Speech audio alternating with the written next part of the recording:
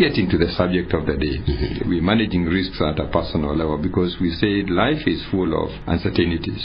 We face risks. We get exposed to danger. There are contingencies, things we didn't anticipate to happen, but when they happen, they require a lot of attention. We face possibilities of things going bad. There's a lot of uncertainty, and sometimes there are a lot of negative outcomes. So when you talk about risks, this is something that can happen to anybody anytime. Some of these risks happen, they can stop somebody from earning any more money.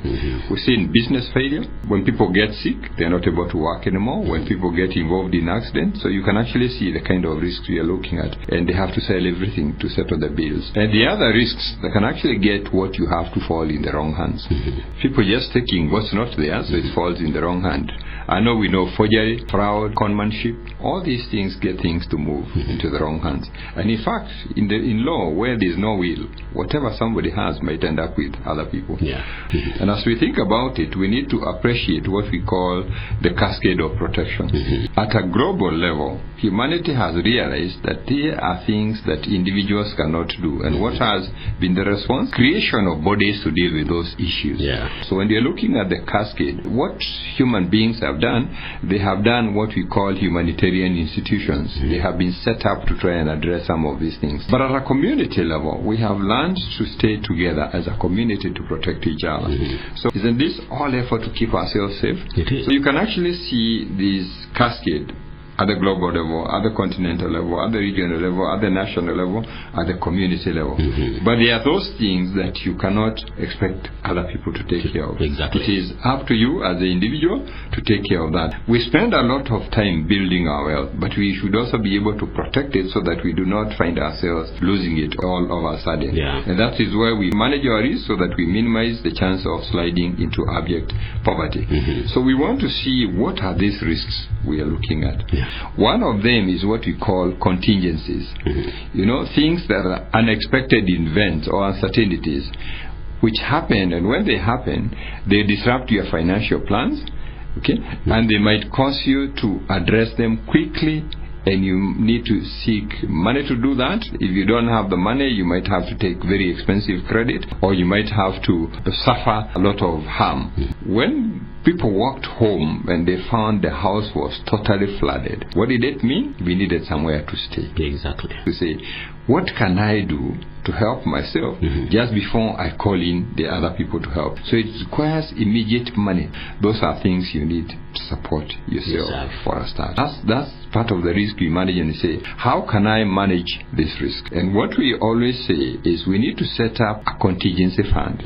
We need to do contingency planning, but we need to be able to think about where can I get money that is equivalent to my 1 month's income within hours.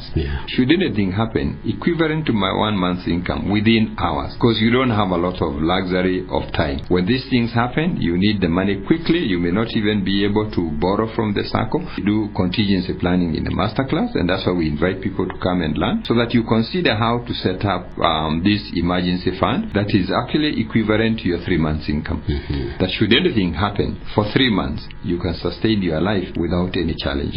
And if you're able to set up your 3 months, the next one you set is 6 months. If you have that kind of buffer, that kind of safety, then you'll be able to manage the risks at a personal level. That is those risks of contingencies, because they can happen to anybody. Now, the other risk that we need to think about at a personal level is issues around healthcare. Because sickness costs money. When somebody is unwell, we have to go to the doctor. We pay consultation fee. They will send us to do medical tests. It will disrupt productivity. Anything that disrupts productivity may cause inability to earn money, and it is going to demand money to be addressed. And that's why we have to say, how do we manage these risks? There are some things within our ability to manage. Let's look at lifestyle. The way we live can determine our health status. And that is where we might want to say, can we consider what we eat? Because you are what you eat. And that is important, because if you feed the body well, then I think we minimize the chance of some kind of sicknesses. And the other part of lifestyle is exercise. Exercises are very, very good, and it's a way of managing personal risk. The other part of managing the health risk is regular medical checkup. because there are many diseases that can be picked up earlier and be given good attention. Then obviously the other is medical insurance. If this burden gets too big, I cannot be able to carry it, I would rather somebody is carrying it for me. We do medical checkup and we actually buy insurance for ourselves and those who depend on us. Now the other risks that we might want to think about managing is accidents. Again, we cannot be immunized from accidents. But don't they disrupt productivity? They do. Because when they happen, the first thing we're going to do is end up in a health institution. It may cause loss of income and it will obviously cost a lot of money. In our way of living, we need to adopt a lifestyle where we're trying to minimize the possibility of it happening. We may not eliminate it, but we can do something. So if you're riding on a motorcycle, whether you are the rider or the passenger, I think it's healthy to put on a helmet. Because if there was an accident, we are looking at the possibility of a broken skull. That's very serious. The way to manage that risk is to find a way of putting in that helmet. In continuation, we have properties. We've done very well. You know, you have a house. You have all the things in the house. They are subject to dangers, to periods. Theft, fire. Have you seen what water can do to our property? All these things are risks that face our property. Like saying you have to be proactive. Can we do some firefighting equipment? So whether it is the home, whether it is the business, we need to think about firefighting. We want to think about the location of the gas cylinder in the house. So they are not difficult things. They are simple things that we can actually be able to do. We're looking at property security. I know sometimes we hire guards. We do burglar proofing. We do CCTV cameras. We do motion sensitive lights, we do alarms. All those things are important for our property, including property insurance.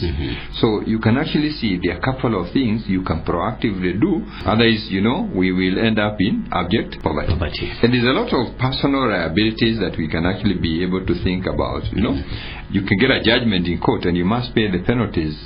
If you plant trees, use the experts. Ask the expert, how will this tree behave when they mature? How do the roots behave? Because if the roots destroys your neighbor's house, you are liable for that. We're looking at pets, and people have pets. I've seen a lot of people keep pets. Remember to vaccinate them.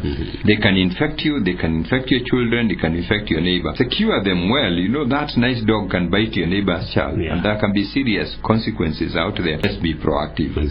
You can get a chance to run these things much deeper. The people who want to get deeper into this, you have a chance. You can actually just text or call 0708 150 137.